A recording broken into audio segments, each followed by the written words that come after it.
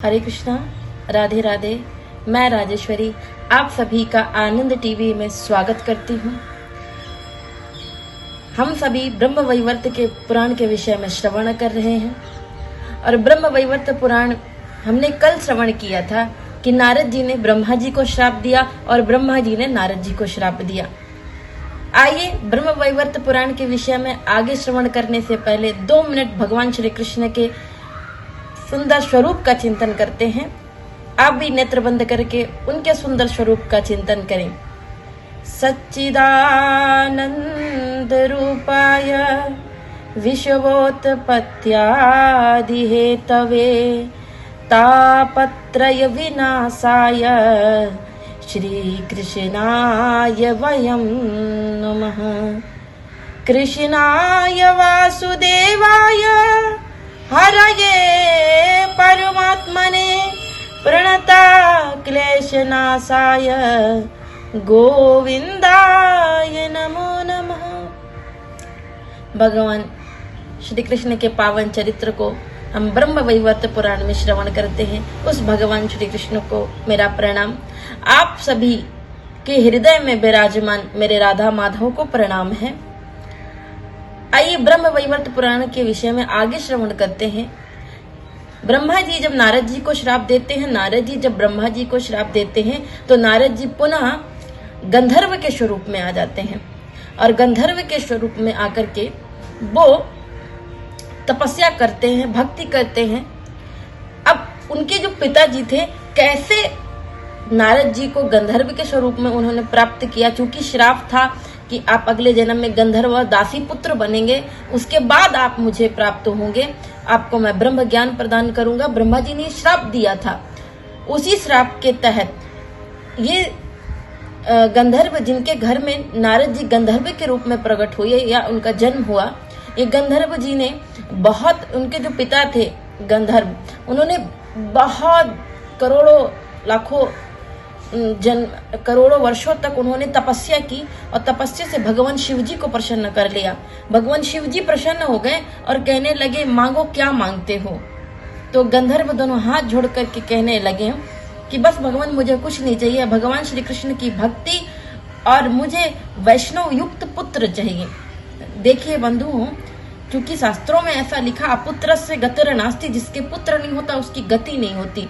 लेकिन वास्तव में पुत्र कुपुत्र हो जाए तो भी गति नहीं होती। तो कहने का मतलब ये है कि हम अपने बच्चों को अच्छे से अच्छा संस्कार दें, अच्छे से अच्छी शिक्षा दें, ताकि हमारा बच्चा आगे चल करके कोई अच्छा काम करे, एक हमारी सनातन संस्कृति से जुड़े, हमारे धर्म से जुड़े। हमारा प्रयास यही है। और हर पुराणों को श्रवण करना चाहिए, हर पुराणों को श्रवण करें, ये हमारा प्रयास है। अच्छा, ब्रह्म वैवर्त पुराण में ऐसी अद्भुत कहानियां भी हैं, ऐसी अद्भुत कथा भी है जिसको हम श्रवण करेंगे। तो गंधर्व ने मांगा भगवान शिव जी से कि मुझे भगवान श्री कृष्ण की भक्ति और दूसरा वैष्णव सहित मुझे पुत्र चाहिए, जो वैष्णव हो, जिसके अंदर वैष्णवता का गुण हो, वो पुत्र चाहिए।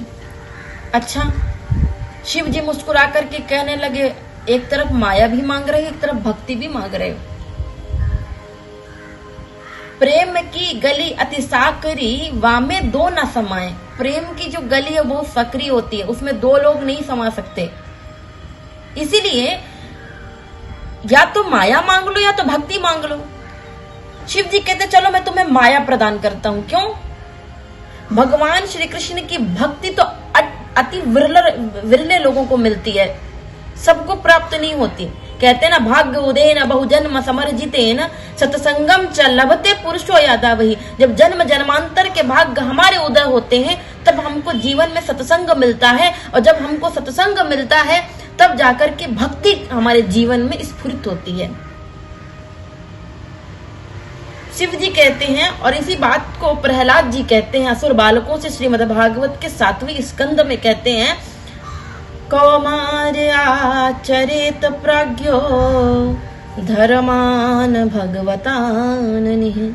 भगवान श्री कृष्ण की भक्ति छोटे से छोटे ही करना शुरू कर दो।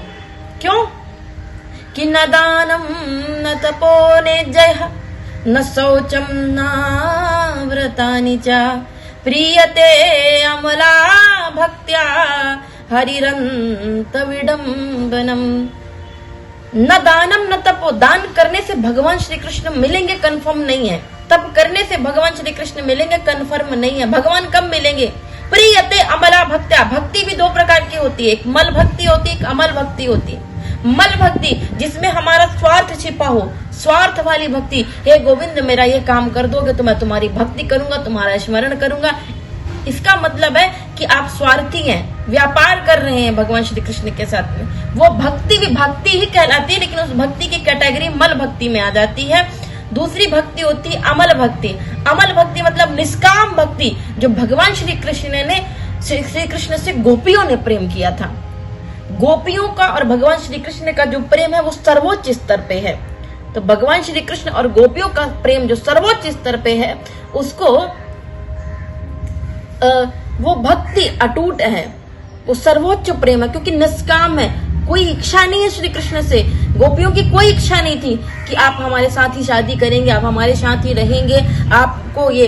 जब भगवान श्री कृष्ण वृंदावन को छोड़ करके जा रहे थे, वास्तव में लीला का अगर ध्यान दिया जाए तो भगवान श्री कृष्ण ने लीला में वृंदावन को छोड़ रहे थे। वस्तुतः पाद मेकम न गच्छति, भगवान श्री कृष्ण एक पग भी वृंदावन को छोड़कर नहीं जा सकते। लीला थी उनकी कि वो भगवान श्री कृष्ण वृंदावन को छोड़कर के जा रहे। गोपियां सारी भगवान श्री कृष्ण के रथ के आगे आकर लेट गईं। भगवान श्री कृष्ण कहते हैं आप क्या चाहती हैं? गोपियां कहती हैं हम चाहते हैं कि आप यहीं रहो, वृंदावन को छोड़ के मत जाओ। भगवान श्री कृष्ण कहते हैं अगर आप ये चाहती हैं और अगर मैं यहाँ रुक गया तो मेरी आगे की आने वाली लीला जो है वो संपन्न नहीं हो पाएगी। मैं जो चाहता हूँ आगे करना, जिसलिए मेरा अवतार हुआ है, वो सारा चीज रुक जाएगा। अगर आप ये चाहती हैं तो मैं रुकने के लिए तैयार हूँ। तो गोपियों ने कहा त्वद सुखे सुखितम प्रेम लक्षणम, मेरे रोने से तुमको जो आए हंसी, रो रो के मैं तुमको हंसाती रहूं, प्राण बल्लभ तुम मेरे जहां भी रहो, आप हंसते रहो मैं हंसाती रहूं। गोपियां कहने लगी अगर आप प्रसन्न नहीं हैं यहाँ रहने से, आपकी आगे आने वाली लीला में बाधा आ रही है, तो हमें ये वियोग पसंद है। और बंधुओं ये याद रखिए कि गोपियां कभी, जबकि वृंदावन से मथुरा 7 किलोमीटर दूर है, फिर भी गोपियां कभी श्री कृष्ण से मिलने नहीं गई, क्योंकि उनके लिए तो श्री कृष्ण की खुशी इंपॉर्टेंट थी, श्री कृष्ण की प्रसन्नता जरूरी थी। उसको कहते हैं समर्पण, उसको कहते हैं प्रेम। आगे की कथा हम कल श्रवण करेंगे, तब तक के लिए राधे राधे।